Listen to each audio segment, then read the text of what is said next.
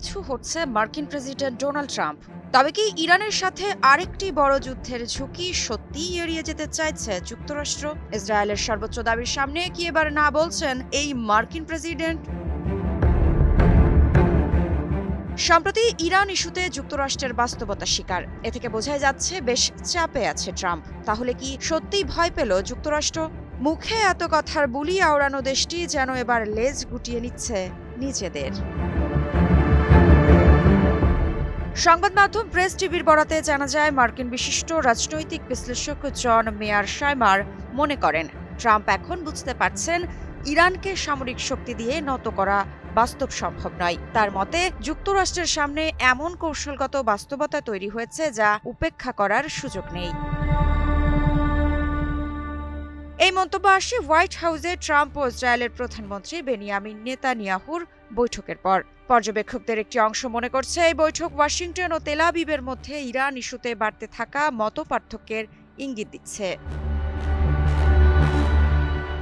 মেয়ারশাইমারের ভাষায় যুক্তরাষ্ট্র এখন বুঝতে পারছে ইসরায়েলের সর্বোচ্চ লক্ষ্য সামরিক শক্তি দিয়ে বাস্তবায়ন করা কঠিন, কারণ ইরানের পারমাণবিক কর্মসূচি ধ্বংস, ক্ষেপণাস্ত্র সক্ষমতা নির্মূল এবং আঞ্চলিক জোট ভেঙে দেওয়ার মতো লক্ষ্য পূরণে বড় ধরনের যুদ্ধ ছাড়া অন্য পথ নেই। আর এমন যুদ্ধ শুধু মধ্যপ্রাচ্যে নয়, বৈশ্বিক নিরাপত্তাকেও ঝুঁকিতে ফেলতে পারে। দীর্ঘদিন ধরেই ইসরায়েল যুক্তরাষ্ট্রকে ইরানের বিরুদ্ধে কঠোর পদক্ষেপ নিতে চাপ দিয়ে আসছে।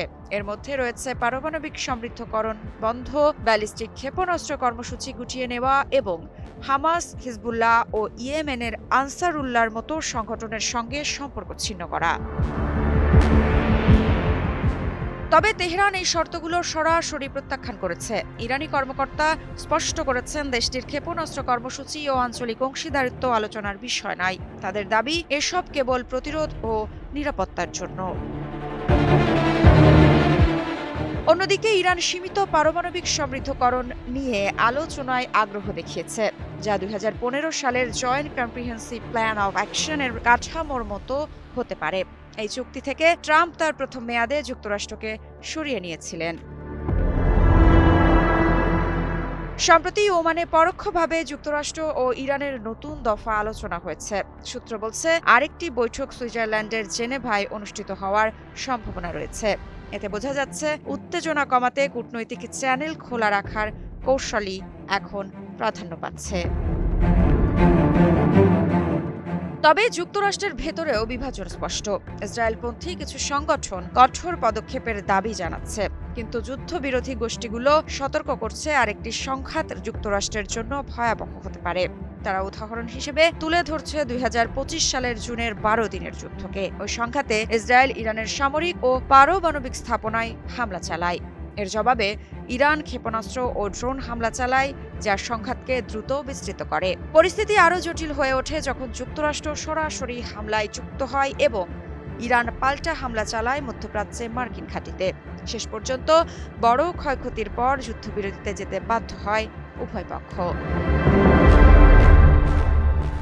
বিশ্লেষকদের মতে এই অভিজ্ঞতা থেকেই ট্রাম্প এখন নতুন হিসাব কষছেন, কারণ ইরানের সঙ্গে পূর্ণ মাত্রার যুদ্ধ মানে বৈশ্বিক তেলের বাজারে অস্থিরতা, অর্থনৈতিক ধাক্কা এবং দীর্ঘমেয়াদী সামরিক ব্যয়, যা যুক্তরাষ্ট্রের জন্য রাজনৈতিকভাবে ঝুঁকিপূর্ণ। আমি ভরসা রাখি হিরন স্মার্ট ওয়াটার পিউরিফায়ারে।